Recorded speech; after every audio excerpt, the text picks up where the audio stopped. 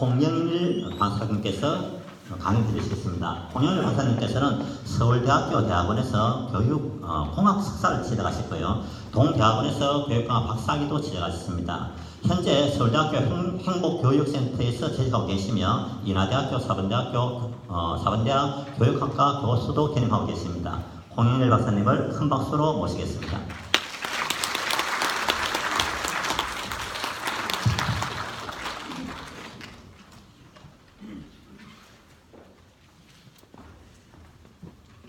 다시 한번 인사드리겠습니다. 저는 서울대학교 행복연구센터의 교육팀장으로 근무하고 있는 홍영일이라고 합니다. 반갑습니다.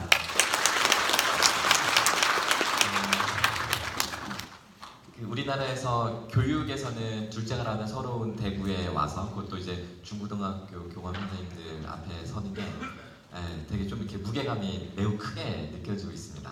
근데 이제 짧지만은 않을 수도 있는, 하지만 그렇다고 또 길지는 않은 시간을 그래도 제가 준비한 내용을 최대한 많이 공유해드리고, 또 궁금한 사항 있으면 중간중간 손을 번쩍번쩍 들고 질문을 해주시면 제가 답변을 드릴 수 있을 만큼 드리도록 하겠습니다. 오늘 준비한 내용은 사실은 이게 제 이 마음 상태가 되게 막 이렇게 뭐랄까, 왜 심장이 막 이렇게 뛴다고 하잖아요. 그러니까 설레어서 뛰는 거 말고 워낙 이 변화하는 속도가 빨라서 자고 일어나면 새로운 소식이 들려오고, 자고 일어나면 어디서 연락이 오고, 그래서 갑자기 뭔가 계획이 틀어지고, 지금 이 와중에 지금 그런 과도기의 한가운데 지금 딱 서 있다 보니까 이게 지금 정부는 또 북한, 미국, 중국 사이에서 지금 막 정신없이 그러고 있잖아요. 이 교육계는 수능 절대평가를 한 해 만에 하다가 1년 유예된 상태에서 지금 각 시도 교육청 단위로 엄청나게 지금 각계전투하면서 지금 앞서서 혁신을 하려고 되게 노력을 하시고 있는 와중인 것 같습니다. 그 와중에 이 교육 전문가들 중에 이론만 하거나 연구만 하는 그런 분들 말고요, 저처럼 이렇게 선생님들과 직접 현장에서 뭔가 실질적인 그 프랙티컬한 어떤 정책을 만들고 실행해야 되고 해야 되는 사람들은 정말 정신없이 지금 하고 있는데요. 제가 가장 최신 이야기들 중심으로 늘 듣는 4차 산업혁명의 패러다임이라고 하지만 늘 듣는 이야기가 좀 다르다. 그리고 또 오늘 이야기는 계속 이런 얘기 하시려나 보다 하다가 또 이야기가 이렇게 반전이 있고, 이런 식으로 좀 얘기가 구성이 되어 있으니까요. 시간이 그렇게 길게만은 느껴지시지 않도록 그렇게 진행해 보도록 하겠습니다. 자, 첫 번째, 제가 총 7가지 주제입니다. 첫 번째 주제는요, 인공지능이 인간의 감성, 창의성까지 침범할 것인가? 이거에 대한 이야기를 많이 들으셨을 겁니다. 인공지능이 작년에 이세돌 구단을 알파고가 격파한 이래로 4대1로 승리하고 나니까, 이 바둑은 합리성 게임인데 합리성은 이제 알파고에게 다 넘어갔다. 그러면 인간의 이 감성, 창의성, 직관, 이 영역만이 인간의 고유 영역으로 이걸 이제 앞으로 교육을 시켜야 되겠다. 우리가 여태까지 이거 많이 이렇게 놓쳐온 거 아니냐. 근데 과연 감성과 창의성이 인간 고유의 영역인가? 작년에 한국에 방문했던 사피엔스의 저자, 이스라엘의 역사학자예요, 유발 하라리 교수가 작년에 우리나라에 왔을 때 이런 이야기를 하고 갔습니다. 학교 교육의 80-90%는 쓸모없을 것이다. 왜냐하면 이 80-90%가 합리성을 다루고 있기 때문에 나중에 인공지능과 겨루어서 인간이 이겨낼 재간이 없다는 거죠. 차라리 쉬는 시간에 배우는 것들이 더 쓸모가 있을지도 모른다라는 이야기를 하고 갔습니다. 그러면서 과연 창의성이 이제 앞으로 우리의 중요한 교육의 화두가 되겠다, 이런 생각을 했었는데요. 아이고나 10월 19일 날 세계과학저널 그 네이처지에 이세돌을 물리친 알파고를 개발한 구글 딥마인드에서 논문을 한 편 실었는데요. 이 논문이 그야말로 그 충격파가 어마어마합니다. 그 내용이 뭐냐면 제가 설명을 드릴게요. 이세돌을 꺾은 알파고의 이름이 알파고 리입니다. 알파고 리. 성이 리 씨예요. 그리고 올해 지금 이 눈물을 흘리는 사람이 누구냐면 세계 바둑 1위 중국의 커제 구단입니다. 알파고 마스터. 알파고 리보다 훨씬 진화한 알파고 마스터가 중국의 커제 구단과 3번 바둑을 두고 그 대국에서 모두 이깁니다. 그러니까 커제 구단이 3번째 지면서 3연패하면서 눈물을 흘리는 장면이고요. 이때 야 이세돌을 한 번이라도 이겼는데 라는 말을 남겼다라고 합니다. 알파고 마스터가 커제 구단을 이긴 거죠. 근데 이 알파고 리하하고 알파고 마스터는 어떤 식으로 혹시 이 알고리즘이 구성되어 있는지 아마 좀 들으셨을 거예요. 인간이 바둑을 두었던 모든 그 기보 데이터, 그 수만 건의 데이터들을 알파고가 다 이걸 입력을 받아서 그걸 패턴을 분석해서 스스로 학습을 하면서 자신 고유의 패턴을 계속 이제 늘려가는 그런 방식으로 학습을 합니다. 스스로 학습할 줄 아는 알고리즘으로 되어 있습니다. 그런데 그 와중에 구글에서는 알파고 제로, 이름이 알파고 제로예요. 미국 사람들은 뭔가 창의성 관련해서 무슨 프로젝트를 하면 제로라는 프로젝트를 많이 씁니다. 그러니까 제로라는 제목을 많이 쓰는데요. 미국 하버드 대학의 그 다중지능 이론을 이야기한 하워드 가드너 박사가 그 이끄는 프로젝트 팀 이름이 프로젝트 제로예요. 이게 제로라는 이름을 쓰는데요. 여기 보시면 이 알파고 제로는 인간의 그 바둑 데이터, 그 기보 데이터를 전혀 입력을 받지 않고 그냥 혼자 스스로 터득하게 프로그래밍을 했습니다. 오직 이 알파고에게는 이 알파고 제로 여기는 집을 많이 짓는 사람, 집의 개수가 많은 사람이 이긴다. 그리고 집을 둘러싸면 알을 따먹을 수 있다. 뭐 이런 기본적인 아주 기본적인 룰만 알려주고 나머지는 혼자서 그럼 네가 이제 요 룰 가지고 네가 혼자 학습을 해 그래가지고 자기가 혼자 셀프 바둑이라고 하잖아요. 검은 돌, 흰 돌 옆에 놓고 자기가 혼자 이렇게 두잖아요, 그렇죠? 저희 아버님도 늘 그러셨었는데요. 0.4초에 한 수씩 톡톡톡톡 이렇게 두는 거죠. 그렇게 시작하고 나서 36시간이 됐을 때요. 요 지금 파란 점선과 요 파란 실선이 만나는 요 지점이 36시간 될 때인데 이세돌을 물리친 알파고리의 그 퍼포먼스, 그 수준을 능가합니다. 어떠한 데이터도 받아들이지 않고 혼자서 셀프 바둑을 두면서 터득한 그 실력이 36시간 만에 인간의 내로를 할 만한 그 바둑 선수들이 둔 그 데이터를 가지고 학습한 알파고를 능가했다는 거죠. 그리고 이 알파고 제로가 약 40시간 동안 수만 건의 그 스스로 연습을 한 다음에 아까 커제 구단을 물리쳤던 이 알파고 마스터랑 바둑을 두어서 89대 11로 이깁니다. 알파고 리하하고는 100점 100승이고요. 자, 무슨 이야기냐면 인간이 가진 지식의 한계에 구속되지 않기 때문에 더 강력해진 알파고 제로, 스스로 깨닫고 창의성까지 갖춘 알파고 제로가 등장했다. 이게 이제 네이처즈에 실린 이야기고요. 이 그래프가 그 저널에 실린 데이터 그래프입니다. 창의성을 능가한 거죠. 자, 그렇다면 이제 아까 창의성은 이제 X, 인간 고유의 영역이 아닐 수 있다, 아닐지도 모른다는 거죠. 그렇다면 이제 감성인데요. 감성 문제를 가지고 이야기하기 전에 이렇게 한번 좀 도발적인 질문을 드려보겠습니다. 미래의 아이들은 사람 선생님과 인공지능 선생님 중에 누구를 더 선택하게 될까요? 누구를 더 좋아하게 될까요? 인공지능 선생님. 네. 왜냐면 더 정확하고 잘 가르칠 거니까. 근데 인지적인 측면만 생각하면 당연히 인공지능 선생님인데 그럼에도 불구하고 우리가 사람 선생님이 필요할 거라는 막연한 우리가 그 믿음을 가지고 있는 이유는 사람 선생님이 더 따뜻하기 때문에 뭐 감성이라든가 혹은 더 사랑을 베푼다거나 이런 믿음이 한 구석에 남아있는데요.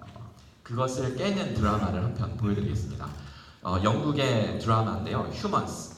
이 드라마는 인공지능이 일상생활에 대한 미래 시대를 상상해서 만든 드라마입니다.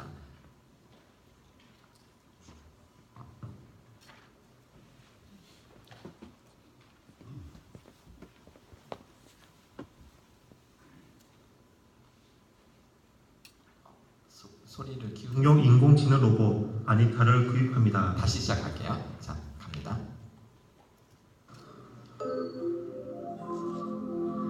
남자가 가정용 인공지능 로봇 아니타를 구입합니다.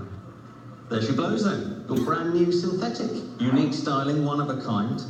Standard domestic profile installed. That'll cover all your basic housework. A little bit of crack on. 그녀는 아름다우며 청소를 잘하고 아침 식사를 풍족하게 차릴 줄 압니다. 아내는 남편이 갑자기 사온 로봇에 당황합니다. 가정에 신경을 쓰지 못한 자신이 대체되는 듯한 느낌을 받습니다. Hello. You must be Laura. 동화책을 딸에게 읽어주려 하지만 딸은 서두르지 않는 아니타를 더 좋아합니다. I'll take over now, Anita. No, I want her to do it. Reading to you is Mummy's job. But she doesn't rush. 가족들은 아니타가 차려준 아침 식사에 즐거워합니다. Tea. So, this is what breakfast's supposed to be like. Dad, the jams are not. 영국 드라마 휴먼스는 인공지능 로봇이 생활화된 세상을 그리고 있습니다. 이 세상에선 로봇이 사람들의 귀찮은 일을 대신 해주고 있습니다. 딸은 이런 세상에 불만이 많습니다. Gone from an A to a D in computers. Do this term. Oh, come on, that's bollocks. We all know what amazing minds you have. If you apply yourself. Yeah, could be anything I want, right? What about a doctor? That'd take me 7 years, but by then you'd be able to turn any old synth into a brain surgeon in 7 seconds. Just want you to do your best. The best isn't worth anything. 무엇을 하건 인공지능이 더 뛰어나다면 공부할 필요가, 일을 할 필요가 있을까요? Look, I've got like zero future. There's literally nothing I can do. Donnie can't do better, and I'm cool with that. It's also pointless. The synths could hit a hole in one every time, and all they do is carry the bags. It's like now using a Ferrari as a golf cart. 정서가 조금 불안해 보이는 엄마에게 아니타가 말합니다. It is self-evident that, in many ways, I can take better care of your children than you, Laura. What? I don't forget. I don't get angry, or depressed, or intoxicated. I am faster, stronger, and more observant. I do not feel fear. However, I cannot love them. 엄마는 반박하지 못합니다. 여기 다른 부부가 재활 치료용 로봇을 대여합니다. 로봇은 아내를 마사지해주고 재활 훈련을 도와줍니다. 남편이 일 때문에 성질이 날카로워질 때 로봇은 아내 곁을 지켜줍니다. Macromia. You need to use the weight of your arms. Here.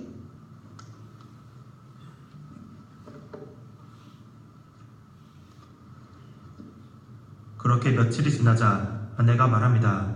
And I don't think you make me happy anymore.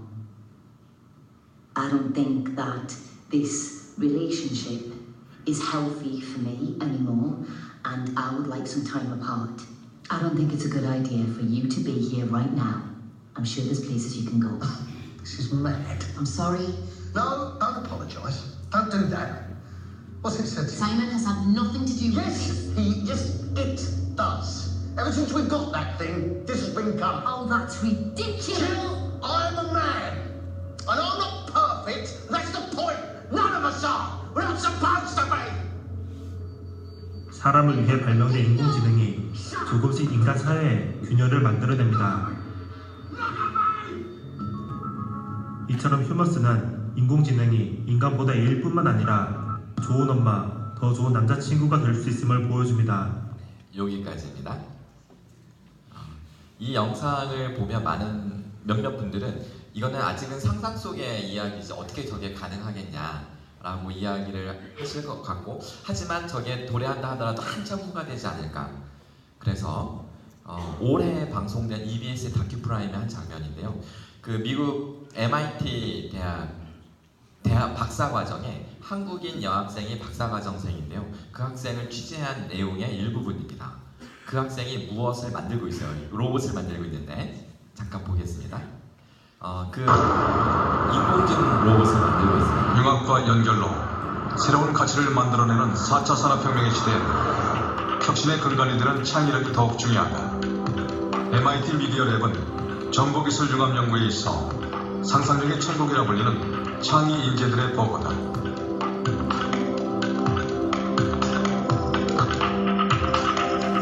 250대 1의 경쟁을 뚫고 들어온 인재들 중엔 인간과 소통하는 로봇을 연구하는 한국인 박혜원 박사도 있다.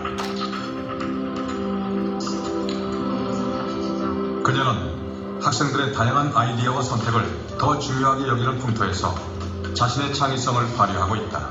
Hello, my name is Vega. I help engaged children by using Android device to process my movements, perception, and thinking. 로봇은 사람의 표정을 데이터로 인식해 감정을 읽는다.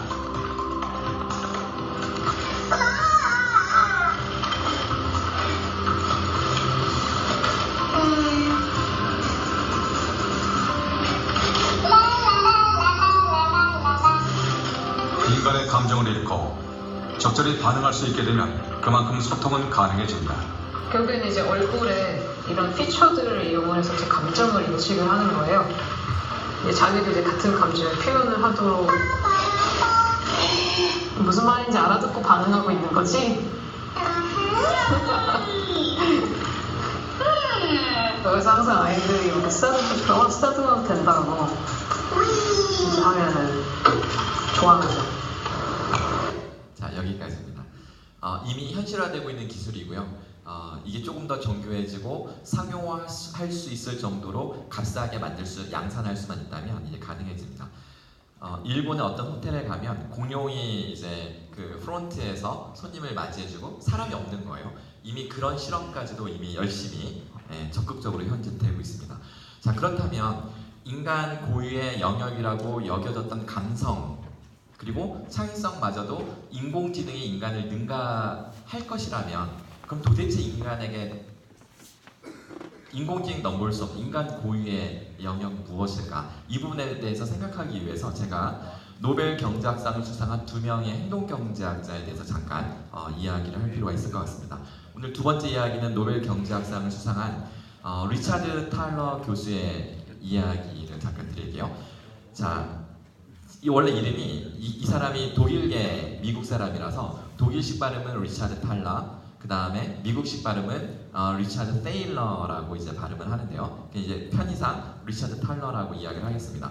다니엘 카네만이라고 하는 사람과 함께 행동 경제학을 창시한 사람인데요.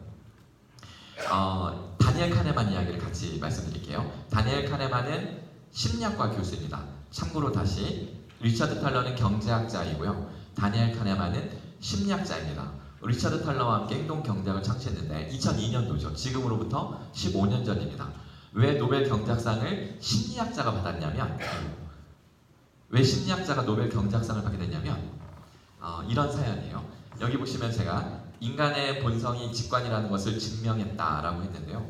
사람이 어떤 행동을 할 때, 의사결정을 할 때 합리적인 의사결정을 하라라고 우리가 학교에서 아이들을 훈련시키지만 그런 교육을 100날 교육을 시켜도 10년, 20년 교육을 시켜도 심지어 박사 학위까지 따도 사람들은 결코 합리적 의사결정을 하지 않는다. 할 수 없다. 원래 인간은 직관적인 의사결정을 하는 동물이고 그럴 때 더 만족하고 행복하고 실제로 성과도 더 좋다. 라는 걸 증명을 한 겁니다. 만약에 이게 사실이라면 기존에 우리가 학교에서 아이들에게 가르쳤던 경제학 이론은 사회 시간에 가르쳤던 것들은 모두 다시 쓰여져야 되는 거죠. 예를 들면 수요 공급 곡선 기억나시죠? 수요 곡선, 공급 곡선이 만나는 지점에서 뭐가 결정이 되나요? 가격이 결정되는데 실제 세상에서는 그런 일이 일어날 리가 없습니다. 어저께 운전하면서 라디오 방송 들으니까 샤넬 오늘부터 샤넬 그 명품백 가격을 30%를 인상했대요. 400만 원 하는 거를 600만 원으로 올리고요. 그게 오늘 날짜로요. 그래서 왜 올렸냐? 그 부유계층이 코늘예 용품으로 이런 걸 많이 사는데 가격을 올려도 특히 요즘이 시즌이기 때문에 그게 올렸다면 이런 얘기를 하더라고요. 가격을 더 높게 측정하면 더 많이 팔리는 이상한 현상 같은 것들이 실제 일어나는 현상이죠.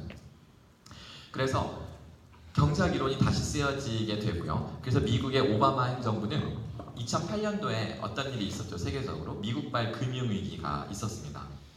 그게 미국의 서브프라임 모이지론이라고 하는 것이 원래 정통 경제학자들의 생각을 한 어떤 이론에 근거해서 만든 정책인데요. 가령 내가 은퇴를 했는데 가지고 있는 건 집밖에 없어요. 근데 직장이 없으면 생활이 안 되니까 집을 팔아야 되는데 근데 집을 팔면 또 내가 거주할 곳이 없으니까 그래서 집을 팔지 않고 은행에 담보 대출을 받으면 은행은 이자 수익이 있고 나는 집 담보로 평생 동안 연금을 받아서 내가 죽을 때 집을 가져갈 건 아니니까 그러면 이제 윈윈 게임이 되는 거죠. 근데 그래서 미국에서 이 모기지론 정책을 시작했고 우리나라도 따라서 했죠. 그런데 사람들이 그런 합리적인 그런 아이디어의 이 제도를 비합리적으로 사용하는 거죠. 그냥 풀리 대출을 다 받아서 이 다시 빚을 갚을 능력이 안 되는 지경에 이르게 되고, 그러니까 파산나는 사람이 많고 더불어 은행도 파산하게 되고, 그러다 보니까 미국 금융위기가 휘청거리게 되고, 그 여파가 저 그 뭐 아이슬란드나 이런 데도 가고, 그리스라는 나라를 이 파산 국가를 부도내게 만드는 중요한 이유 중에 하나가 되기도 하고 막 이랬던 사건이 있었던 거죠. 그래서 오바마 행정부는 이제부터는 행동경제학자를 경제 참모로 해야 되겠다. 행동경제학자를 참모로 놓고 미국의 경제 정책이 다시 살아나기 시작을 합니다. 지금 미국 경제는 괜찮은 것 같아요. 그런데 미국 교육은 또 안 그래요. 미국 교육도 그럼 같이 그렇게 가야 될 것 같은데, 미국 교육부의 모토가 No Child Left Behind인가요? 학업 성취도가 뒤처지는 아이들이, 미달되는 수준의 아이들이 전혀 없게 만드는 게 미국 교육 당국의 목표입니다. 이거는 지극히 정통 교육학의 관점에서 나오는 이야기인데요. 정통 교육학의 합리성에 아주 강하게 이제 매여 있는데요. 그 이야기 하기 전에 지금 제가 행동경제 이야기하는 게 아마 이게 도대체 뭔지 모르셔서 지금 궁금해하시는 분들이 있을 것 같아서 제가 영상을 하나 짧게 준비해왔습니다. 그 지식 채널, EBS 지식 채널에서 다니엘 카네만의 이 노벨상을 받은 배경을 소개하는 짧은 영상입니다. 이걸 보시면 아마 금방 이해가 되실 것 같아요. 이거 잠깐 보고 가겠습니다.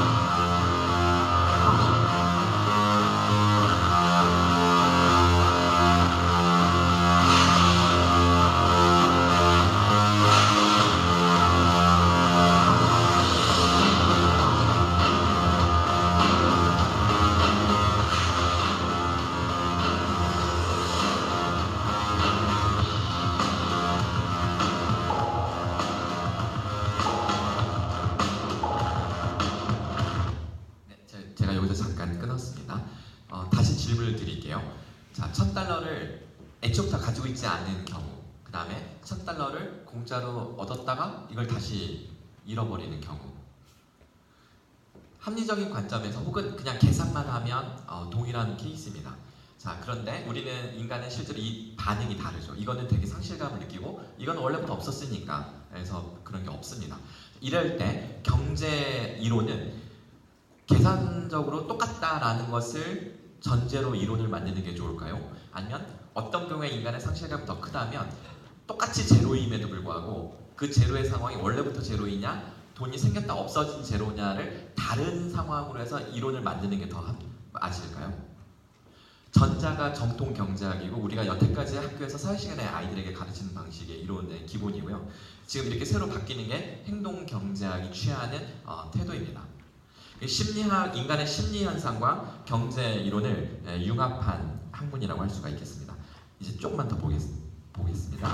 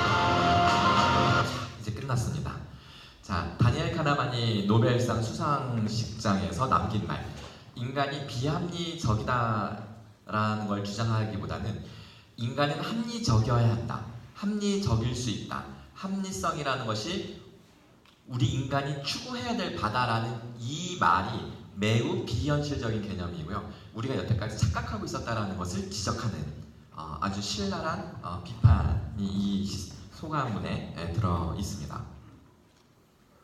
자, 요 지식을 하나 이제 가지고요. 제가 이걸 한번 이렇게 정리해 보겠습니다. 우리가 좌파, 우파, 진보, 보수 구분할 때 인간에 대한 기본 가정이 달라서 이념이 나누어집니다. 항상 인간의 기본 가정에 따라서 우리가 이렇게 생각이, 신념이 달라지는데요.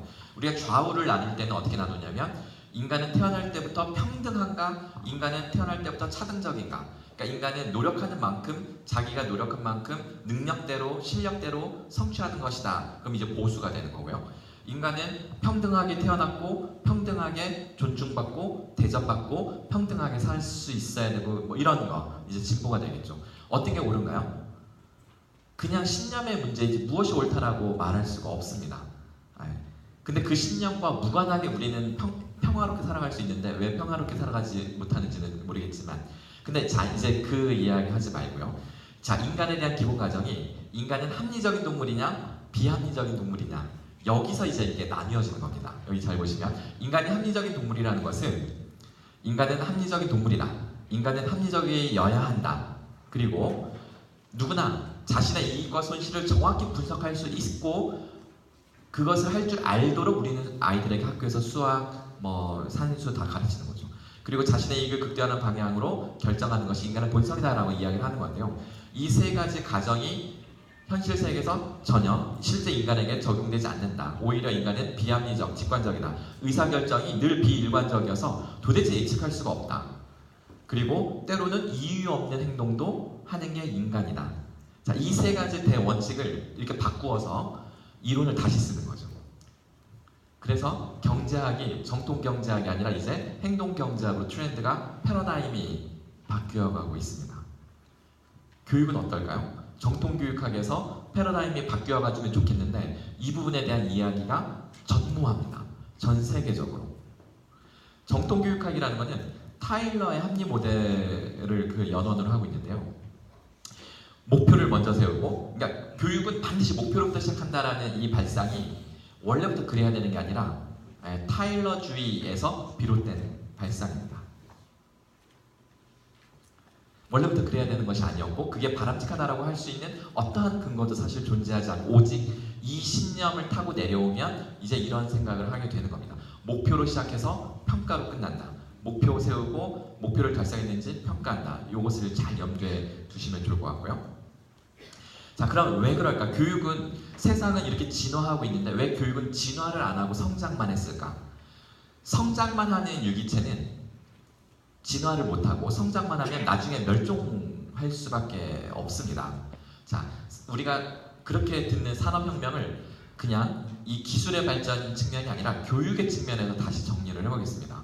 자, 1차 산업혁명이 증기기관을 통해서 노동력의 형태가 바뀜으로 인해서 교육에 어떤 변화를 가져왔을까요? 공장 출현으로 인해서 공장에서 일할 값싼 노동력으로서 어린아이들과 젊은 여성들을 읽고 쓰고 계산할 줄 아는 그런 합리성 중에 아주 기본적인 합리성 교육을 시키는 목적으로 이전에 없던 학교라는 것이 생깁니다. 교육이라는 건 원래 있었지만 학교라는 걸 만들어서 이렇게 대량으로 많은 사람들을 동시에 획일적인 교육을 시키는 대중교육, 보편교육이 아니라 대중교육 형태로서 학교가 1차 산업혁명의 영향으로 생겼다라고 할 수가 있습니다. 자, 2차 산업혁명은 전기에너지가 공급되면서 그야말로 대량 생산이 가능해진 시대가 되는데요.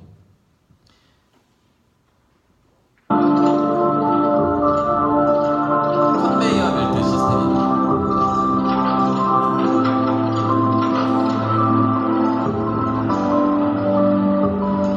미국 포드 자동차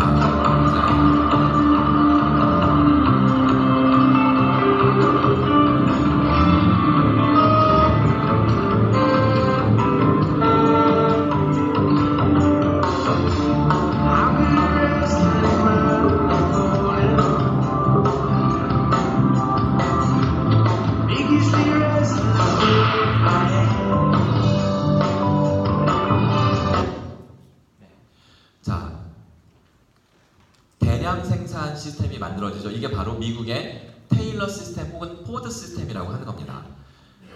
그래서 그런 말도 있어요. 이 현상을 가리켜서 포드주의, 그러니까 영어로는 포디즘이라는 말도 씁니다. 근데 그거의 핵심이 바로 표준화입니다. 표준화를 했기 때문에 빠른 시간 내에 대량 생산이 이제 가능해진 거죠. 자, 이게 교육에 그대로 영향을 미쳐서 타일러라는 교육학자는 교육도 이와 같이 표준화를 하면 짧은 시간에 효과적이고 효율적으로 동일한 능력을 갖춘 아이들을 대량 생산할 수 있을 것이다라는 아주 합리주의적인 아이디어. 그것이 바로 목표를 설정하고 설계하고 실행하고 평가하는 이 틀입니다. 이 틀은 여기서 연원이 되었다라는 것이죠. 그래서 교육의 표준화가 이렇게 시작이 되었습니다. 3차 산업혁명에서 세상은 또 한 번 질적인 변화를 맞이하게 되는데요. 공장에 사람이 없어집니다. 자동화 시스템이 보급되고 모든 것이 인터넷과 컴퓨터로 통제가 되니까 그래서 사람들은 다 어디로 갔을까요? 이제 서비스 산업이나 이런 데로 갔겠죠. 그러면 교육은 어떻게 됐을까요? 3차 산업혁명으로 인해서 교육의 질적인 변화는 안타깝게도 존재하지 않았고요. 오히려 교실에서도 보는 선생님 강의를 집에 가서 인터넷으로도 계속 봐야 되는 옛날에는 방과 후는 노는 거였는데 요즘 아이들에게 방과 후 수업이죠. 그렇죠? 그래서 계속 공부. 심지어 이 일러닝, 스마트 교육 이런 시스템들은 오히려 시스템이 정교해지면서 교육의 표준화가 더 심화되는 양상입니다. 세상은 질적으로 변하고 있는데 교육은 양적으로 심화되고 있는 현상이 우리가 3차 산업혁명을 통해서 지금 우리가 경험하고 있는 바로 지금 현재 이야기입니다. 4차 산업혁명은 인공지능과 빅데이터, 사물, 인터넷 등으로 인해서 기술이 변하면서 세상은 또다시 질적인 변화를 맞이하고 있는데 과연 교육은 어떨까요? 세상은 학교 바깥 세상은 규범과 합리성을 강조하는 시대에서 직관과 창조성을 강조하는 시대로 바뀌고요. 경작 이론이 바뀌듯이 사람을 보는 관점도 바뀌고 있는데요. 학교 울타리 안에서는 합리성 훈련을 목적으로 학교가 생긴 이래 교육의 표준화를 통해서 합리주의는 더 공고해지고 이러닝 등을 통해서 합리 모델은 더 심화되면서 만약 4차 산업혁명 시대 이 합리성이 더 견고해진다면 교육 자체가 멸종되고 말 겁니다. 그래서 이 물음표 지점이 이제 우리가 선생님들이나 우리 교육계에 있는 사람들이 고민하지 않으면 우리 아이들의 미래가 없다라고 말해도 과언이 아닌 상황인 거죠. 도대체 합리 모델이 무엇이기 때문에 교육이 이렇게 열광하는가? 합리 모델은 원래는 설명용 모델입니다. 이래서 이랬다, 저래서 저랬다. 예를 들어서 모든 현상에는 원인이 있고 원인을 알면 문제를 더 잘 해결할 수 있다라는 인과론적 사고방식을 우리가 합리성이라고 합니다. 합리성은 다른 게 아니라요. 그냥 원인과 결과의 논리성을 갖추면 합리적이다라고 합니다. 가령 어떤 사람이 일을 실수해서 뭘 잘못했어요. 그러면 딱 우리는 이유가 있겠지. 그 이유를 밝혀야 돼. 이유를 밝혀서 이해가 되면 설명이 되는 겁니다. 항상 우리는 이유를 묻습니다. 그러면서 이렇게 생각을 하죠. 원인을 잘 분석하고 잘 통제하면 목표를 달성할 수 있다. 그래서 사실은 유능한 교사는 누가 유능한 교사냐면 저는 전공이 교육공학입니다. 그래서 사실은 교수법 전문가이면서 학습법 전문가인데요. 근데 그 분야를 계속 연구한 거죠. 정통 교수, 유능한 교수 역량, 티칭 스킬, 그 교재 개론에 어떻게 나오냐면 목표를 구체화할 수 있는 사람, 타일러주의의 영향 그대로 받은 거죠. 두 번째, 목표를 실현 달성할 수 있는 체계적인 계획과 전략을 설계할 수 있는 역량. 자, 이거 기본이고요. 세 번째, 가장 핵심은 그 계획을 실행하는 데 있어서 학생들의 수많은 돌발 행동들을 기가 막히게 예술적으로 통제할 수 있는 역량. 이게 유능한 교사 역량입니다. 통제 스킬이 곧 유능한 교사의 스킬이라는 것이 이 합리 모델의 기본 관점입니다. 하지만 실제로 학교 교실은 통제가 잘 안 되죠. 현실은 통제가 아무리 통제하려고 해도 그러니까 통제를 하면 할수록 반발하고 거부감을 가지고 튕기쳐 나가는 게 아이들인데요. 그래서 비공식 데이터인데 저희 서울대학교 사범대학에서 계속 저는 이제 교육공학 예비교사들 교생 실습 나갈 때 아이들 이거 수업을 하는데요. 전국에 있는 사범대학들 중에 교생 실습을 다녀오면 50% 이상이 교직의 꿈을 접는 곳이 서울대학교 사범대학입니다. 이유는 동일해요. 나가서 내가 계획 수업 지도한 최신 트렌드 반영해서 패러다임 다 반영해서 정말 좋은 수업 설계해가지고 들어갔는데 애들이 안 따라주는 거예요. 자거나 의도된 답변을 안 하고 도대체 애들이 막 비합리적이고 직관적이고 통솔도 안 되고 그냥 재밌게 하자고만 하고 그러니까 아 이거 나하고 안 맞아 이렇게 되는 현상들이 생깁니다. 우리는 문제 해결의 두 가지 관점 중에 하나밖에 몰랐던 것이 아닌가. 우리는 문제가 발생하게 되면 자 이렇게 설명드리겠습니다. 우리는 시간 위에 살아갑니다. 시간은 멈추지 않고 계속 흘러가고요. 근데 우리는 살아가면서 끊임없이 문제에 직면합니다. 어느 순간 문제에 직면했을 때요. 그러면 두 가지 관점을 생각해 볼 수 있는데 하나는 문제가 직면했을 때 시간적으로 되돌아보는 겁니다. 왜 뒤를 돌아볼까요? 무엇을 찾기 위해서? 네, 맞습니다. 원인을 찾기 위해서입니다. 이걸 합리 모델이라고 하는데요. 원인을 찾아서 해결책을 찾고 다시 문제에 적용하려고 하는 이 태도입니다. 이게 문제를 바라보는 하나의 관점인데요. 하지만 실제로 그냥 원인을 찾지 않고 문제를 그냥 해결하는 관점도 있습니다. 이 두 가지 관점 중에 무엇이 더 실제적일까요? 하나는 허상입니다. 하나는 실질적으로 워킹하지 않는 관점입니다. 이 둘 중에 왼쪽 합리 모델은 실제로 워킹하지 않습니다. 왜 그러냐면 원인을 찾는 동안 시간은 계속 흘러갑니다. 해결책을 찾아서 적용하려고 하지만 이 문제는 시간을 따라 변화해 가서 사라지고 이 자리에 아무것도 존재하지 않습니다. 시간은 사라지고 그냥 그 상황이 존재하지 않는 거죠. 그래서 이 사이클을 도는 동안 이 해결책은 쓸모가 없는 겁니다. 그런데도 불구하고 이 사이클을 돌리는 이유는 문제를 해결하는 게 목적이 아니라 이 문제가 왜 생겼는지를 설명하기 위해서 원인을 추론하고 원인과 이 문제를 엮어서 해명하고 증명하고 설명하는 것이 목적일 뿐입니다. 이것은 문제 해결의 사이클이 아니라는 거죠. 근데 이것을 문제 해결 사이클로 우리가 활용하는 데서부터 이미 오류가 생긴 것이고요. 그것이 교육의 합리 모델의 문제점입니다. 타일러가 어쩌면 원죄를 가지고 있을지도 모릅니다. 목표를 설정하고 학습 경험을 선정, 조직한 다음에 실행해서 평가해라. 다시 피드백하라. 이게 이제 전통적인 우리 교육 평가, 그러니까 교육 목적론, 교육 과정, 커리큘럼 학, 그 다음에 교육 평가 이 모든 교육의 세부 분과를 만든 기본 틀이 됩니다. 그리고 이 타일러 모형을 조금 더 정교하게 발전시킨 게 제가 요즘 사범대에서 아이들에게 가르치고 있는 딕앤캐리 모델입니다. 아마 우리 교감 선생님들께서는 이 모델을 배우신 분이 별로 없으실 것 같긴 해요. 왜냐하면 이게 90년대 우리나라에 소개가 됐고 그때부터는 임용고시의 단골 출제 문제라서 연차가 짧은 교사들은 이걸 외워야지만 할 수가 있습니다. 근데 이 모델을 자세히 들여다보겠습니다.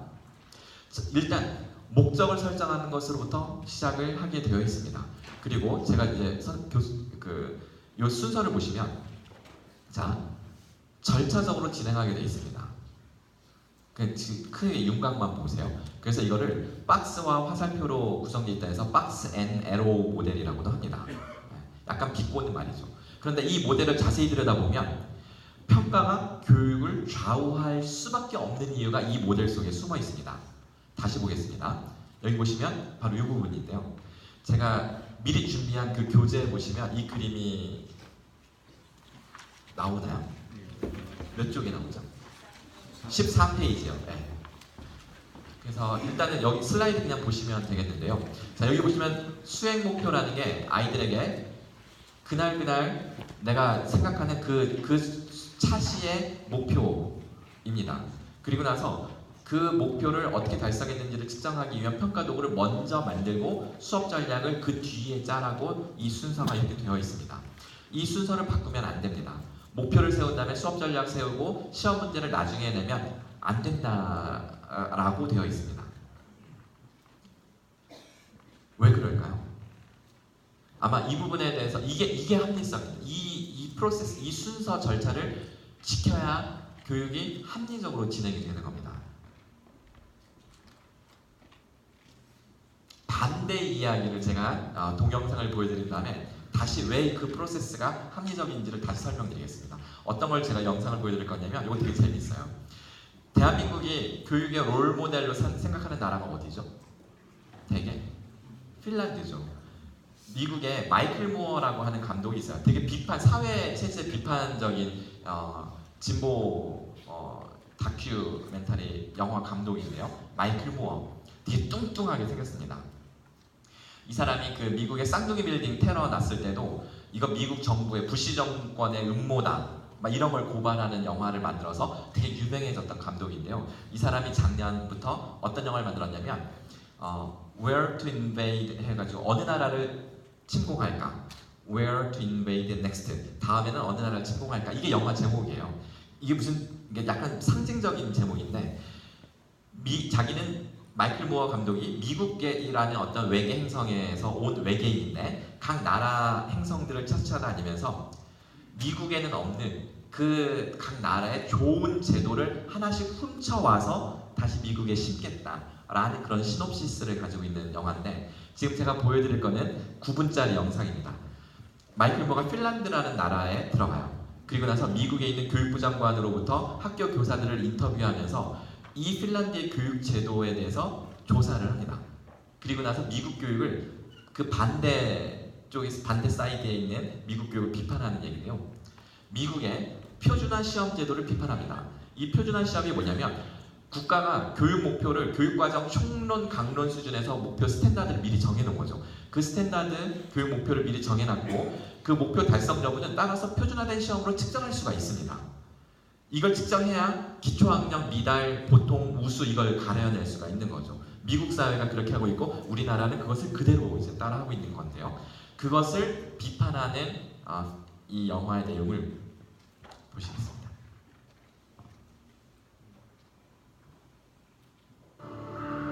So here's what happened. Back in the day, Finland's schools sucked on the level that ours suck on. When they tested the world's kids, both Finland and us were usually about the same, somewhere down the list of nations. But Finland didn't like that. So they tried some new ideas, and in no time, Finland shot to the top of the world. Their students were number one.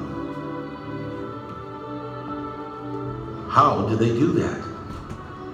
That was the one question I wanted an answer to, and I went straight to see the enemy's Minister of Education. Before I could say anything, she blurted out their top secret. They do not have homework.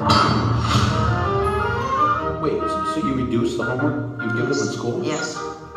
They should have more time to be kids, to be youngsters, to enjoy the life.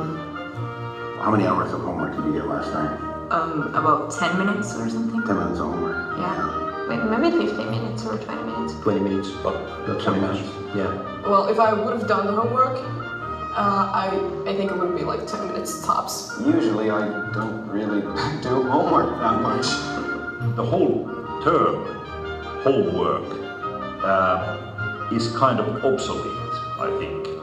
In that way that... your homework is obsolete? Yeah, in that way that these kids, they have a lot other things to do after school. Like what? Like being together, like being with the family, like doing sports, like playing music, like reading. So they have no homework. What if all they want to do is climb a tree?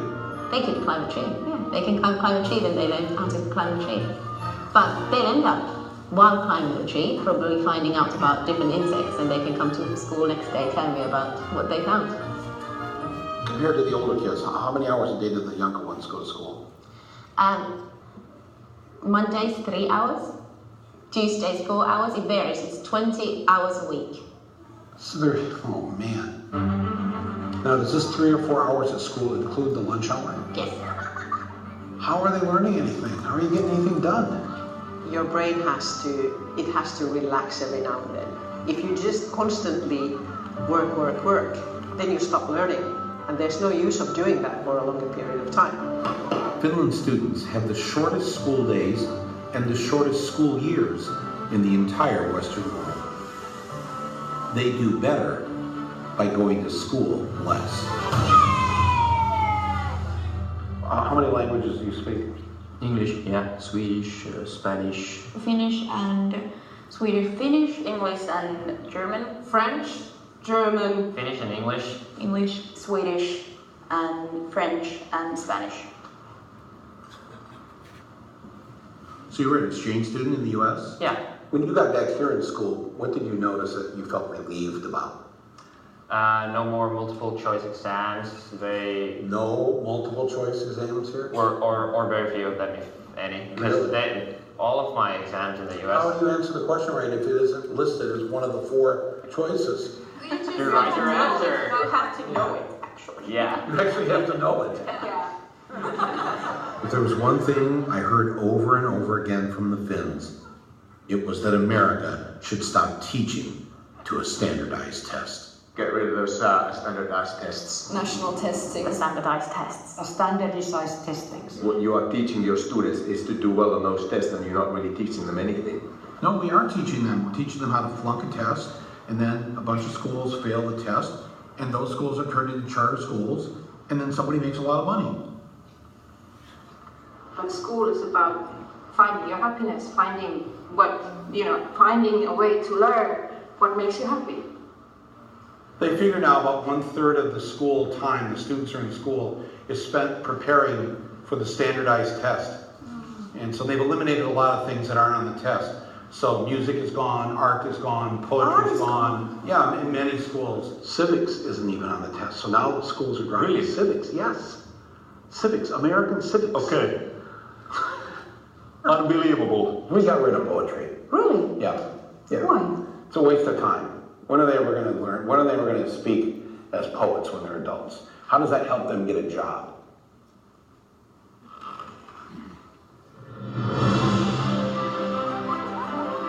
We try to teach them everything that they need so that they could actually use their brain as well as they can, including PE, including arts, including music, anything that can actually make brain work better. The children need to be baking, they should be singing, they should be doing art and going on nature walks and doing all these things because there's this very short time that they're allowed to be children.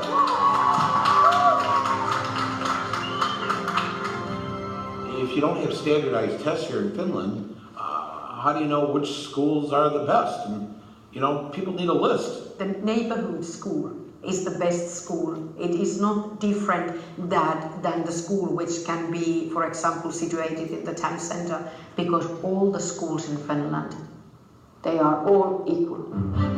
When we move to a new city, we never ask where the best school is. It's never a question. So nobody has to shop for schools. There's nothing different in any of our schools. We're the same. It is illegal in Finland to set up a school and charge tuition. That's why, for the most part, private schools don't exist. And what that means is that the rich parents have to make sure that the public schools are great. And by making the rich kids go to school with everyone else, they grow up with those other kids as friends. And when they become wealthy adults, they have to think twice before they screw them over. In the United States, education is a business. There are corporations making money. Here, it's so student-centered that when we had to redo our playground, they have the architects come in and talk to the kids. Would they listen to? Yes, there are things on our playground that the students really wanted.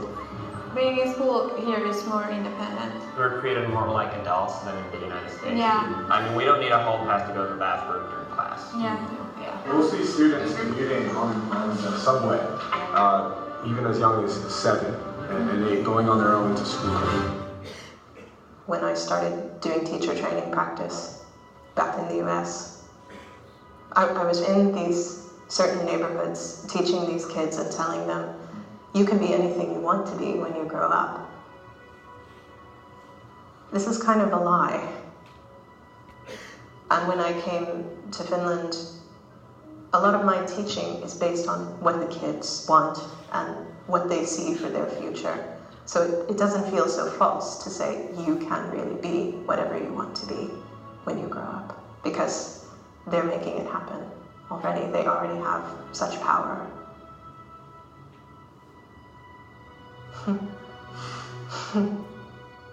That's upsetting to think about that. That our kids don't have that. That's really beautiful. It's not that we have figured out something that nobody else has done in education. That's wrong. Many of these things that have made Finland perform well in education are initially American ideas. We try to teach them to think for themselves and to be critical to what they're learning. We try to teach them to be happy person, to be respect others and respect yourself. You're concerned with their happiness. Oh yeah, What the hell do you teach? I teach math. So the math teacher says that the first thing out of your mouth of what you wanted these students to get out of school was to be happy, have a happy life. Yeah. And you're the math teacher. Yeah. When do they have their time to play and socialize with their friends and grow as human beings? Because there's so much more life around than just school. You want them to play? I want children to play. And that was the principle. 자, 여기까지입니다. 이게 지금 핀란드 교육의 실제라고 생각을 하시는 거는 아니에요. 이거는 이제 마이클 모어라는 사람이 자기가 비판하고 싶은 포인트를 딱 잡고 만든 약간 이제 편집된 영상이라고 할 수가 있겠는데요. 제가 이 말씀을 드리는 이유는 제가 이런 데이터를 하나 보여드리겠습니다. 전국 OECD 국가 아이들 학업 성취도 비교하는 시험을 우리가 피사라고 하죠, 그렇죠? 그 피사의 2012년도 보고서를 제가 하나 열어서 제가 보여드리겠습니다. 제가 이미지를 띄워놓은 게 있네요.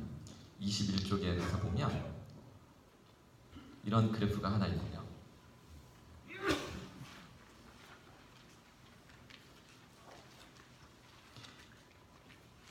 네, 자, 여기 글씨가 좀 작습니다만 The percentage of students who reported being happy at school. 학교에서 행복하다라고 응답한 아이들의 퍼센테이지 65개국 데이터인데요. 여기서 검은색, 나라 이름이 검은색은 OECD 국가고 빨간색은 OECD 국가는 아니지만 이 조사에 참여한 나라들입니다. 자, 한국은 어디 있냐면 이 데이터에서 맨 밑에 있습니다. 그리고 그 통계치가 60%입니다. 우리 아이들은 40% 이상이 학교에서 행복하지 않다라고 응답을 하는 겁니다. 핀란드가 어디 있을까요? 여기 있습니다. 밑에서 5번째. 핀란드 아이들도 학교에서 행복하지 않다라고 응답했다라는 놀라운 데이터가 여기 숨어져 있습니다. 그래서 그 지난 일요일 날, 그러니까 3일 전이죠. 서울시 교육청에서 국제 포럼을 열었어요. 그래서 이 핀란드 이제 교육 그 전문가, 평가 전문가이면서 이 피사 전문가를 초청을 해가지고 했고, 일요일 날은 서울시 교육청에 그 교육감, 장학관, 장학사, 그리고 이제 거기 지금 저희가 평가 혁신 프로젝트를 하고 있는데요. 그 연구팀이 같이 집중 세미나 할 때 이 질문을 제가 던졌어요. 자, 피사 보고서에 핀란드가 우리 아이들도 행복하지 않아서 그렇게 걱정인데 왜 너희 나라 아이들도 학교에서 안 행복하냐라는 질문을 던졌죠. 그랬더니 실제로 아이들이 일상에서도 되게 행복해요. 한국 아이들은 일상에서도 불행합니다. 근데 핀란드 아이들은 일상에서 행복감은 되게 높아요. 근데 학교에 가면 안 행복한 거죠. 한국 아이들은 집이나 학교나 학원이나 계속 이게 연속인데 반해서 핀란드 아이들은 학교와 집이 구분이 되는 거죠. 근데 이제 문제는 핀란드 아이들은 학교에 와서 놀고 싶을 때 노는 게 아니라 놀으라고 할 때 놀아야 되는 문제가 있습니다. 우리는 학교에서 열심히 배우고 배운 성취감을 가지고 집에 와서 우리 옛날에 열심히 뛰어놀고 놀 때도 뿌듯하고 공부할 때도 뿌듯했는데 핀란드 아이들은 이미 행복한 상태에서 학교에서 배우는 게 그렇게 행복한 것은 아니었던 것 같아요. 어느 나라가 1등이냐면 인도네시아, 알바니아, 페루, 타일랜드 다 비-OECD 국가가 아닌 나라들, OECD 국가 아닌 나라들입니다. 무슨 이야기냐면 학교에서 못 살아도 잘 살아도 배우는 게 충분히 있고 그 성취감을 확인시켜주는 나라의 아이들이 행복하다라는 것이죠. 그러니까 이 점이 딜레마입니다. 그래서 핀란드 모델이 무조건 학업 성취도 측면에서 옳다라고 과연 할 수 있는가 이 딜레마인데요. 자, 이걸 보시면 더 명확해집니다. 2015년도 피사 보고서의 보도 자료입니다. 자, 여기 보시면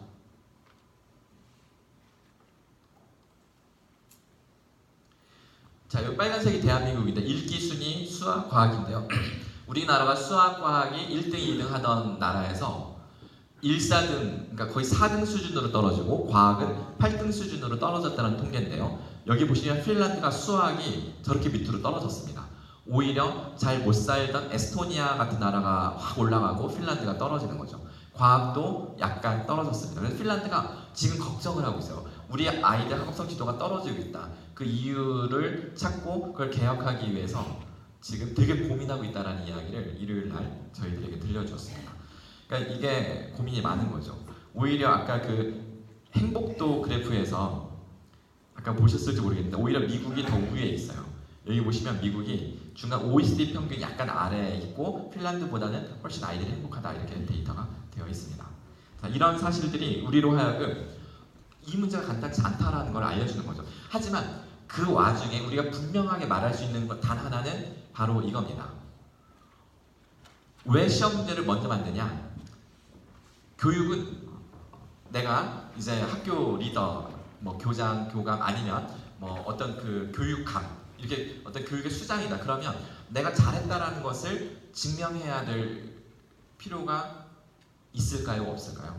증명이 필요한가요? 아니면 잘하면 되나요? 아니면 잘했다라는 걸 증명해야 될까요? 증명을 해야 된다는 것은 실증 데이터를 제시해야 된다는 뜻입니다. 우리나라 사회는 그리고 미국 사회는 합리성이 지배하는 나라로서 항상 증명을 요구합니다. 그래서 가령 연말 평가를 한다면 연초의 목표 대비 연말의 실적을 가지고 평가를 하고 예산안 대비 실제 예산대로 투명하게 제대로 집행했는가를 항상 검증을 하는 이유가 있는 거죠.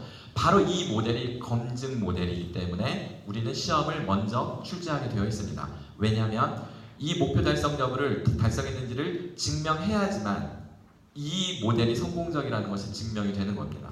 그래서 이 평가 도구를 먼저 만들고 수업 전략을 반드시 시험을 위한 전략을 짜게 되어 있습니다.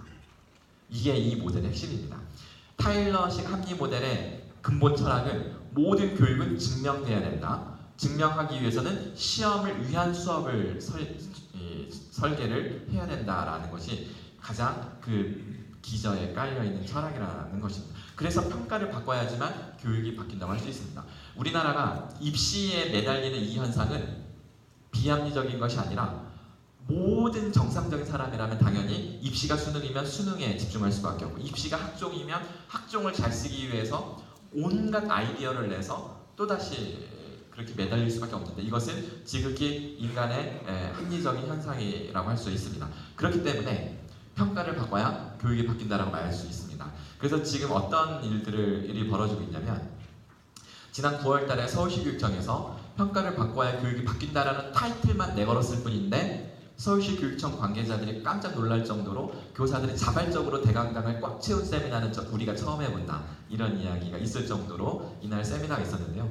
이날 세미나가 원래 2시에 시작해서 5시 끝날 세미나가 6시까지 진행이 됐습니다. 이날 진행을 했던 저는 문자 메시지로 청중의 질문을 받았는데요. 제 핸드폰에 찍힌 질문을 던진 사람의 숫자가 49명 50명이 문자 질문을 던졌고요. 그거를 저는 실시간으로 여기 패널들에게 카톡방이 있어서 우리 연구진이거든요. 공유하면 이분들이 질문을 보면서 답변하고 청중 질문도 받고 이렇게 진행을 했던 게 있습니다. 자, 이러한 그 연구진과 이 책, 이 대한민국의 시험이라고 하는 이 책을 쓴 이혜정 박사님이 같은 연구진인데요. 저희가 서울대학교 A+ 누가 받는가 연구를 했어요. 서울대에서 같이 공동 연구를 했는데요. 보니까 철저히 교수님이 출제 방향에 맞추어서 주입식으로 스스로 학습하는 아이들이 A+를 받는 건데 그거는 그 자체가 나쁘다고 할 수는 없습니다. 문제는 주입식을 통해서 충분히 이해가 되면 새로운 이론을 이해했으면 그 다음에 그걸 기반으로 크리티컬 띵킹, 크리에이티브 띵킹까지 나가야 되는데 서울대학교는 딱 주입 완벽하게 숙지가 되고 이해가 됐는지를 자기 말로 재해석해서 표현하는 수준까지만 오면 이제 다 A뿔이에요. 이제 그거를 비판하는 책이 저희가 연구 결과를 책으로 낸 게 있고요. 그 다음에 대한민국 시험이라는 책은 그렇다면 어떻게 해야 되냐 대안이 담겨있는 이야기인데요. 이 영향을 받은 부산교육청에서는 초등학교 객관식 시험을 폐지하겠다고 선언했는데 내년부터 실행할 건데 이 제도를 선언하자마자 교육청에서 부산시 교육청에서 교총과 학부모 단체가 극렬히 반대 성명을 내면서 막 난리가 난 거예요. 그래가지고 저 연구진 그 연구 책임자 이혜정 박사님을 구원 요청을 한 거죠. 그래서 한번 학부모들과 교총 관계자들을 다 대강당에 자유롭게 오게 해서 1시간 강연을 했는데 강연 시작할 때는 반대 100% 여론이 강연이 끝나니까 찬성 70% 여론으로 뒤바뀌는 거죠. 이게 무슨 얘기냐면 우리가 생각을 안 해서 그렇지 곰곰이 생각해보면 아 교육을 바꾸려면 평가를 바꿔야 되는 것이 순리구나라는 것을 대번 누구나 하면 바로 이해할 수 있다는 뜻이고 그렇다면 평가를 어떻게 바꾸면 교육이 바람직하게 바뀔 거냐라는 것에 대해서 이제 이야기 논의를 해야 된다라는 식으로 이야기할 수 있습니다. 그랬더니 또 그 후속타로 서울시 교육청에서는 이 교육감께서 아 그럼 우리는 오픈북을 해볼까 이런 생각도 하고 있다라고 해가지고 또 난리가 났습니다. 아 그러면 상위권 변별이 안 되지 않냐? 책 안 보고 해야지 공부 제대로 하는 아이들이 좋은 성적 받을 거 아니냐라는 이야기를 하죠. 이게 말이 안 되는 것이 원래 오픈북 시험이라는 거는 책을 봐도 답이 나오지 않는 시험 문제를 출제하는 걸 전제로 하는 거죠. 그래서 불확실성 세계관을 수용할 때 우리가 실행할 수 있는 것이고 반발하는 사람들은 정답이 있는 시험 문제를 기본 전제로 놓고 하니까 당연히 컨닝할 수 있는 자료가 있으면 더 잘할 거라는 생각을 하게 됩니다. 그거는 확실성, 정답이 있는 이론을 믿는 그런 확실성이 지배하는 세계관을 가지고 있을 때만 실행할 수 있는 평가 제도이고요. 핀란드는 이쪽이고요. 우리나라는 이쪽 오른쪽이라고 할 수가 있습니다.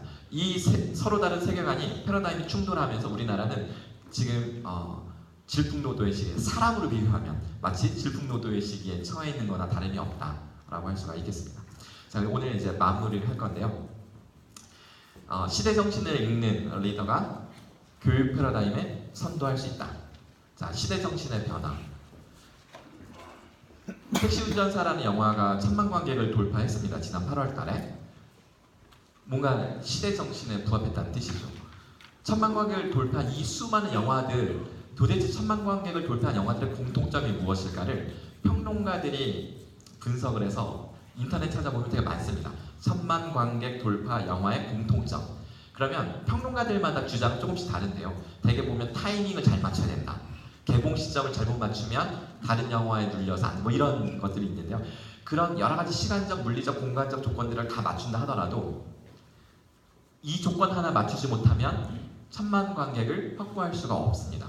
시대가 원하는 이야기를 찾아서 들려주는 영화여야 된다는 거죠. 마찬가지로 우리가 교육을 선도하기 위해서는 시대 정신을 읽을 줄 알아야 되는데 그럼 교육에서의 시대 정신은 무엇인가?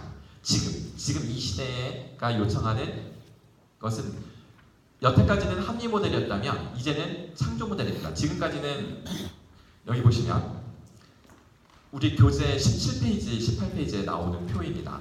그 글씨가 잘 안 보이시면 교재를 봐주세요. 17쪽에 보시면 제가 왼쪽 합리 모델의 두 번째 열에 확실성과 예측 가능성을 썼는데요. 이 신념이 지배하는 시대 정신이 지난 20세기의 시대 정신이었다고 보시면 되겠습니다.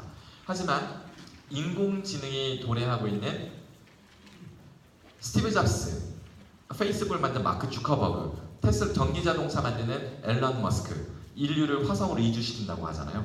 그 다음에 구글, 이러한 앞서가는 회사들이 우리에게 알려주는 시대 정신은 불확실성과 예측 가능성을 수용하라라는 것입니다. 그리고 이 관점이 직관 모델 혹은 창조 모델 패러다임이라고 하는 것입니다. 자, 이와 관련해서 조금 더 이 부분을 제가 강렬한 메시지로 전달드릴 수 있도록 준비한 자료가 이건데요. 우리가 세월호 이후에 안전교육이 의무화되면서 거의 뭐 한 달이 멀다 하고 훈련을 하고 있는데요. 그러나 안전교육의 만족도가 되게 낮습니다. 안전사고는 점점 더 많이 발생하고요. 도움이 되지 않는다라는 교사들의 의견이 되게 많습니다. 왜 그러냐면 여전히 매뉴얼 훈련이기 때문에 그렇습니다. 세월호라는 게 매뉴얼 따라가다가 사실은 희생자를 더 키운 사건임에도 불구하고 그거에 대한 대비책이 더 강력한 매뉴얼 훈련을 하는 쪽으로 흘러가고 있다라는 아이러니죠.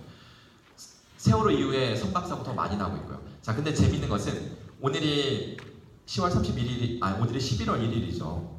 여기 보시면 10월 30일부터 그러니까 이미 시작된 거네. 아마 학교에서 이거 하시다가 오신 분들 계실지도 모르겠습니다. 11월 2일까지 5일 동안 이 훈련을 하고 있는데요. 예를 들면 이런 식인 거죠. 방송사에서 대규모 지진 발생을 알리는 방송을 2시에 때리면 각급 학교와 기관에서는 2분간 책상이나 탁자 밑에 몸을 피한다. 그리고 2분이 지나면 인근 공원이나 광장 등으로 대피한다. 이 훈련을 전문가의 컨설팅을 받아서 만든 훈련 매뉴얼입니다. 물론 이건 심플하게 쓴 것이겠지만, 그리고 실내 인원 야외 대피 훈련은 이런 식으로 해서 3분간 진행한다라고 되어 있습니다. 자, 이런 훈련은 쓸모가 있을까요? 계속 해야 될까요? 아니면 이제는 멈춰야 될까요? 당연히 계속 해야 됩니다. 왜냐하면 예측할 수 있는 사건에 대비할 수 있는 가장 확실한 방법은 매뉴얼 훈련입니다. 무엇에 대비할 수 있는? 예측 가능한 사건에 대비할 수 있는 방법. 제가 단서를 이제 달았죠. 예측 가능한. 자, 그런데 또 다른 사례인데요. 자, 여기 인천해경입니다. 인천해양경찰서 인천해경은 지난 1일부터 3일간, 요 지난 1일이 언제냐면 2014년 4월 1일입니다. 2014년 4월 1일부터 3일간 상반기 종합 해상훈련을 실시했는데요.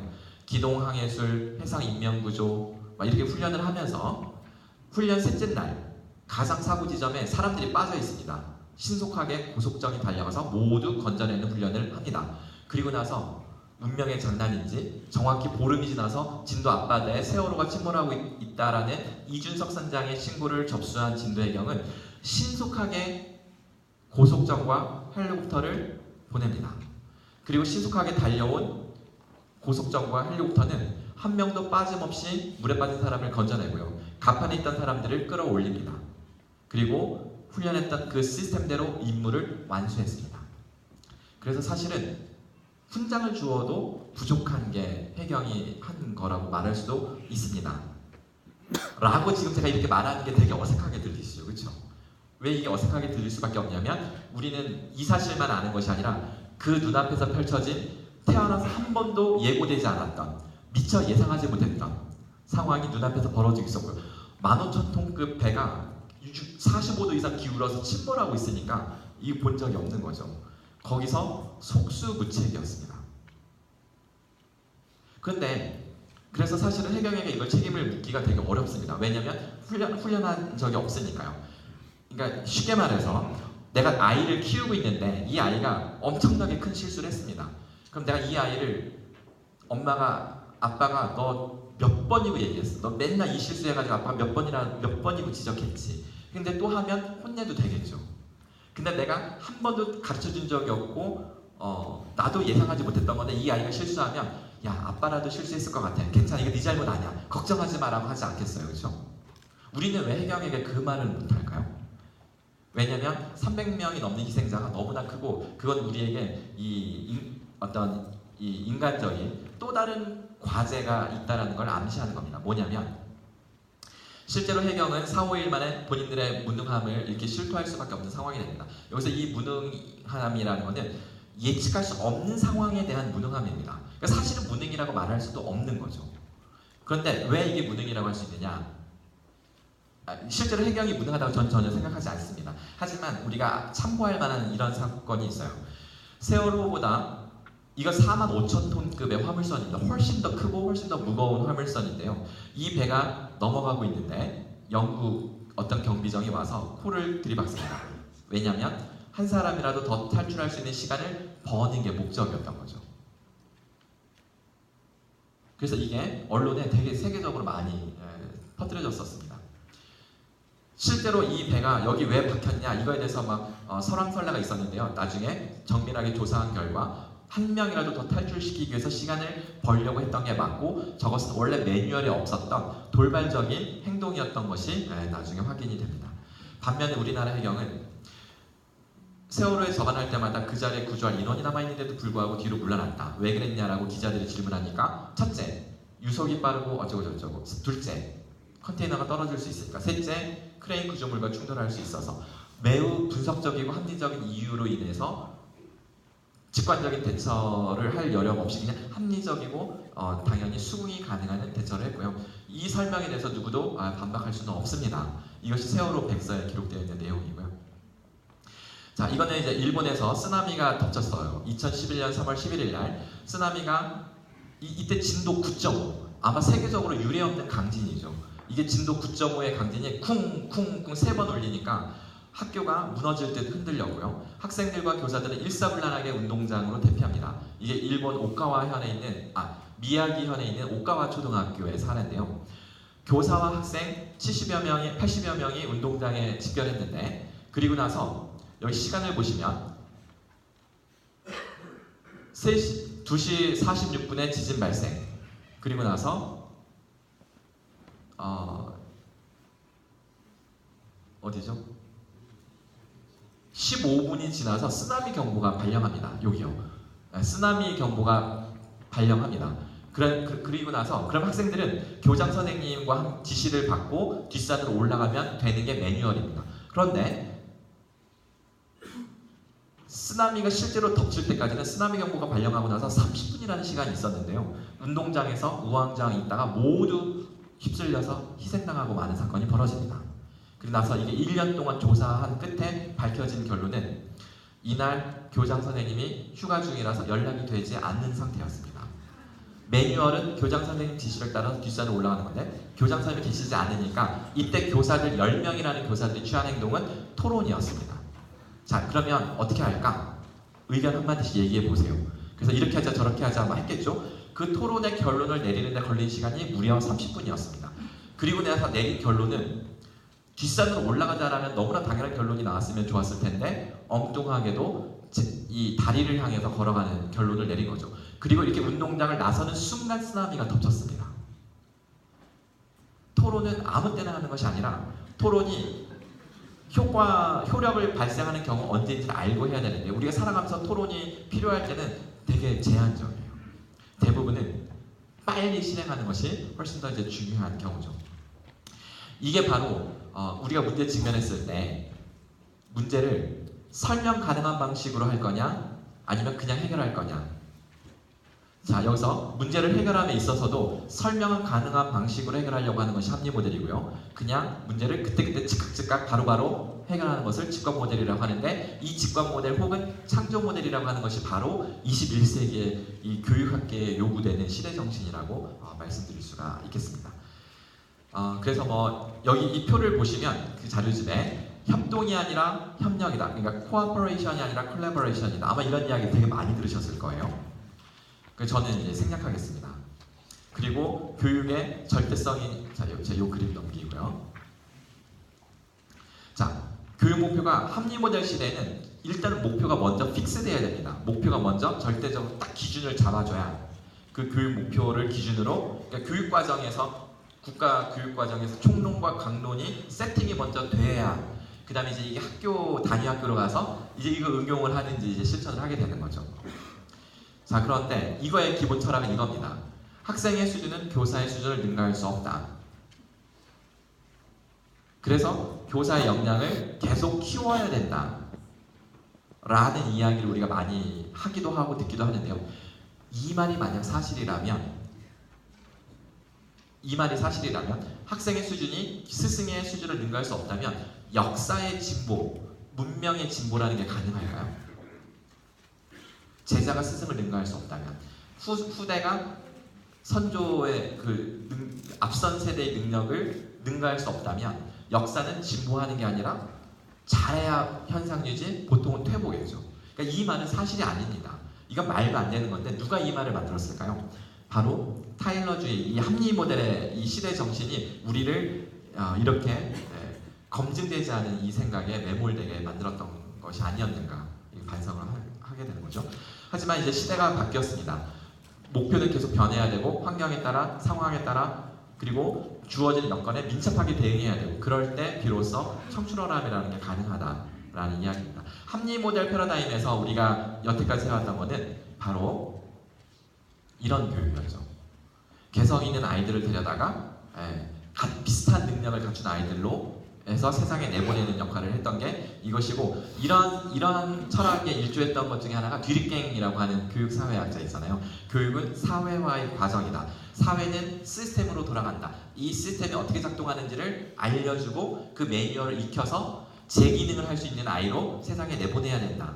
이런 방식의 합리 모델 패러다임 시대 정신에서 소산이었다고 할 수가 있겠습니다. 우리가 오답노트를 아이들에게 많이 방법을 알려주는데요. 이거는 예측 가능한 합리성 교육에서만 통하는 이야기입니다. 오답노트로 성적을 낸 아이들은 나중에 취업해서도 오답노트 쓰다가 또 회사 옮기면서 계속 오답노트 쓰다가 죽을 때까지 오답노트만 쓸 겁니다. 마지막으로 요 이야기 말씀드리고 정리하겠습니다. 이게 뭐냐면 저희가 실험을 했는데요. 충남교육청하고 카이스트하고 매일경제하고 같이 충청도 지역의 일반 고등학생들 중에 내신 성적 상중하 아이들을 데려다가 인터내셔널 바칼로레아 시험을 치르게 했습니다. 그리고 옥스포드나 캠브리지나 이렇게 탑 50위권 대학에 들어간 학생들을 데려다가 수능 시험을 치르게 했습니다. 비교한 거죠. 그랬더니 옥스포드 대학 이런 데 갈 수 있는 아이들이 수능을 반타작도 잘 못해요. 그리고 고등학교 내신 성적 상위권 아이들이 이 인터내셔널 바칼로레아 시험을 반타작도 못합니다. 이 인터내셔널 바칼로레아라는 시험은 프랑스의 바칼로레아는 우리가 잘 알고 있잖아요. 그것을 스위스의 비영리재단에서 만든 그 융합력, 사고력, 창의력을 기를 수 있다라고 검증된 50년 이상 시행되어 온 방식인데요. 이게 지금 일본 같은 경우는 전면 도입하겠다고 선언해놓고 지금 벌써 내년이면 200개 교가 이 교육과정을, 그러니까 학교가 기존 교육과정을 버리고 바꾼 거죠. 이런 시험 문제에 대비하는 수업을 합니다. 이게 사회 문제고 자연 문제인데요. 이거 좀 길죠. 이걸 읽고 정답이 없어요. 오픈북으로 볼 수 있는 시험 문제 유형 이런 거라고 볼 수 있습니다. 혹은 아주 단편적인 질문 사례를 드리면 역사 문제인데요. 인류 문명사에서 끊임없이 전쟁이 있었는데, 자, 인류 문명사 관점에서 볼 때 전쟁은 인류의 문명을 진보시키는가 퇴보시키는가, 두 가지 전쟁 사례를 근거로 너의 주장을 펼쳐보시고, 이런 문제예요. 철저히 자기가 여러 지식이 가지고 있는 상태에서 논리적이고 창의적이고 복합적인 생각을 끄집어내서 조율해가지고 써낼 수 있는 능력을 요구하는 방식의 평가입니다. 이 평가가 이런 방식이라면 교육이 따라서 바뀔 수밖에 없는 거겠죠. 자, 이게 바로 내신 상중하 아이들 인터내셔널 바칼로레아 성적표인데요. 영어 점수가 인터내셔널 바칼로레아 시험의 영어 점수가 내신 상위권이 빵점짜리도 나오고 내신 하위권인데 고득점자가 나옵니다. 수학, 국어의 결과인데요. 서열이 완전히 뒤섞이는 것을 볼 수가 있습니다. 자, 이게 사실이라면 현행 우리나라 교육과정의 내신 상위권은 무엇이 상위권이라고 의미하는 건가? 그 상위권이 무엇이 높다라고 말하는 것인가에 대해서 우리는 정말 반문을 하지 않을 수 없는 것이라 하겠습니다.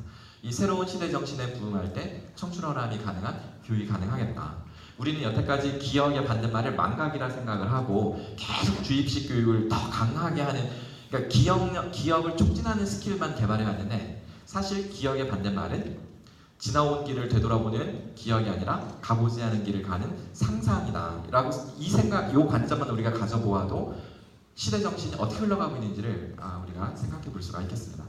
제 마무리 멘트예요. 지금까지 우리는 여기 보시면 합리문화의 관점에서는 계획대로 실행하는 그리고 통제하는 교육이 최고의 바람직한 교육이라고 생각을 해왔습니다. 하지만 알고 보니까, 깨닫고 보니까 이것이 최악의 교육이었구나. 준비되지 않은 여백의 공간에서 교사와 학생이 스스로의 배움, 깨달음, 창조 등으로 메꾸어갈 수 있는, 그렇게 가득 채워지는 교육이 최고의 교육이 아닌가. 그래서 새로운 시대 정신이 요구하는 교육은 준비하되 준비되지 않은 교육이어야 된다. 이건 좀 말이 좀 추상적입니다만 제 강의 내용을 좀 이렇게 한번 상징적으로 정리를 해보았습니다. 그리고 마지막으로 제가 서울대 행복연구센터고요. 저희가 지금 요즘에 연구하고 내고 있는 결과는 행복한 아이들의 창의성과 직관력이, 그리고 의사결정력이 훨씬 더 뛰어납니다. 그러면 장기적인 관점에서 성취도도 더 좋겠죠. 성공할 예언 변인으로 우리는 절대적인 변인으로 행복을 보고 있습니다. 그래서 미래 시대의 아이들은 행복을 어떻게 행복하게 해줄 것이냐, 그리고 얼마나 여유 있는 프로그램으로 스스로의 생각을 끄집어낼 수 있는 교육을 시킬 것이냐. 그러려면 평가가 그런 방식으로 틀이 바뀌어야 된다. 이런 식으로 정리를 해보겠습니다. 네, 긴 시간 강의 들어주셔서 감사합니다.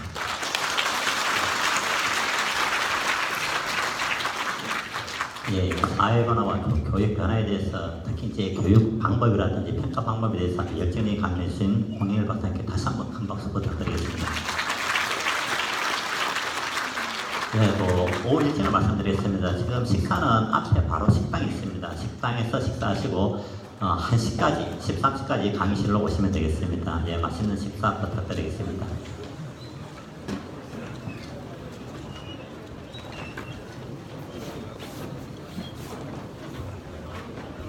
강의가 신나네.